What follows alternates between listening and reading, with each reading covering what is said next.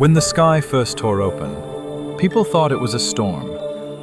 Blue lightning cracked across the clouds, but there was no thunder, only a deep, vibrating hum that shook bones and buildings alike. Satellites went dark. Phones died in pockets. Planes dropped from radar as if the sky had swallowed them whole. And then, the ships arrived. They were not metal. They were alive. Giant, breathing structures of shimmering energy descended over every major city on Earth at the exact same moment. No warning, no negotiation, no mercy.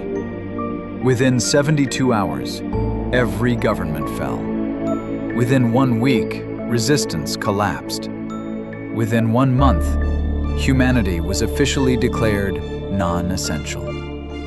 The invaders called themselves the Virex, an ancient species that did not conquer for resources. They conquered to erase. They believed that intelligent life inevitably led to chaos, and that chaos had to be cleansed. Earth was simply next on the list. In the ruins of what used to be a coastal city lived a 17-year-old boy named Kai. He was not a warrior, not a soldier, not a leader. He was a mechanic's son who knew how to fix broken radios with scavenged wires and hope that outweighed common sense. His father had died in the first week of the invasion, shielding people he didn't even know. His final words still echoed inside Kai like a wound that never closed. If the world goes dark, be the voice. Now the world was dark. The Virex had activated something called the Silence Field, a planetary signal jammer that wiped out all long-range human communication. Every city became an island of terror, isolated, desperate, collapsing alone. No coordination, no global resistance, no hope, just survival. Until Kai found something impossible. Buried beneath a collapsed broadcasting station, under twisted steel and concrete, he found an ancient human transmission tower. Old, analog, forgotten by history, and invisible to alien scanners. It could still send a signal, but only one. The tower would burn out after a single broadcast. One chance, one voice, one message to an entire dying planet. Kai ran back to the underground shelter where the last 50 survivors were hiding. "They can hear us," he said. "The old tower still works.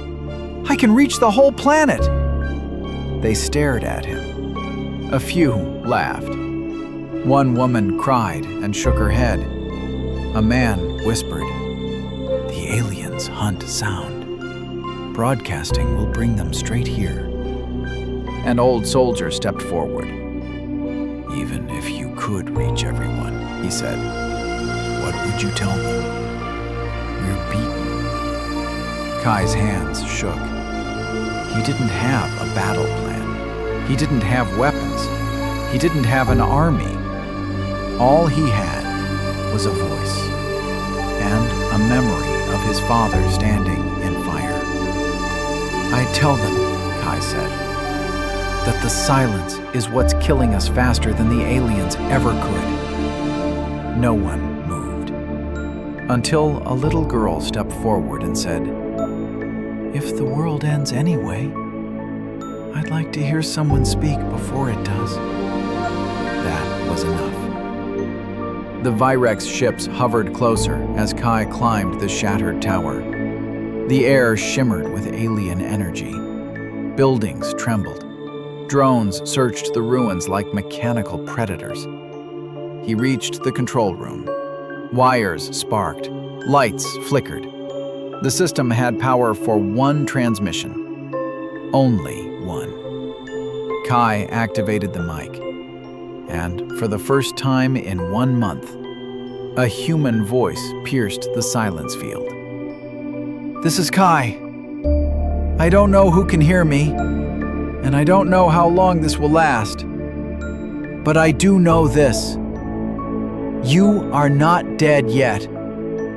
They told us we were insignificant. They told us we were chaotic. They told us we deserved to be erased. But listen to me.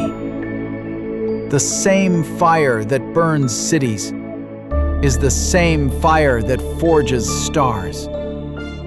Fear does not mean the end. Fear means you have something worth defending. If you are hiding, stand. If you are broken, move. If you think you are alone, you are not anymore. You don't need to win today. You only need to refuse to disappear. This is not the end of humanity. This is its answer.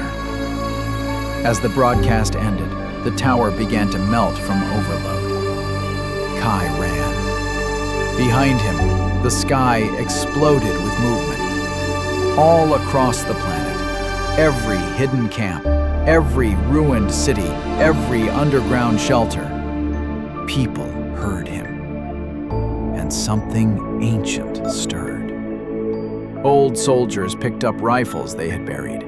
Engineers rebooted machines they had abandoned. Doctors dragged wounded back to operating tables. Children stopped crying. The Virex had never understood one thing. Hope is not logical. And that is what makes it dangerous. The Virex located the source within minutes.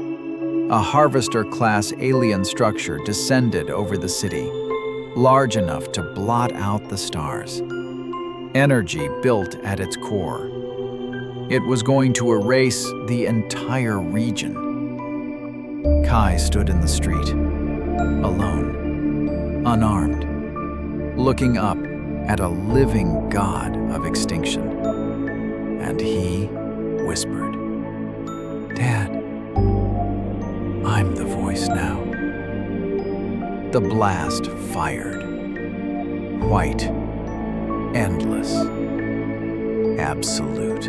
What the Virex could not predict was that at the exact moment Kai's city vanished, everywhere else on Earth ignited with resistance. Coordinated attacks, jammed signals, hijacked drones, human ingenuity exploding in 1,000 impossible ways. The Virex had planned for armies. They had not planned for a species willing to fight with broken tools, shaking hands, and unkillable will. The war lasted 3 years, and humanity won. Decades later, when the cities were rebuilt and the sky was finally quiet again, children were taught one story in every school. Not about the strongest soldier, not about the greatest general, not about the most powerful weapon, but about a boy with a microphone who reminded a dying world that it still had a soul. They never found his body, only the melted remains of the tower, and a final recording burned into history. You don't need to win today. You only need to refuse to disappear. Right now, you may not be facing aliens, but you are facing fear, doubt, failure, loss, silence. And just like Kai, you may believe you are insignificant. But hear this. One voice can wake a planet. One decision can rewrite your future. One moment of courage can outlive your fear forever. You don't need permission to rise. You don't need to be chosen. You just need to speak when the world tries to silence you. Because history never changes when people stay quiet. It changes when someone says, "We are still here."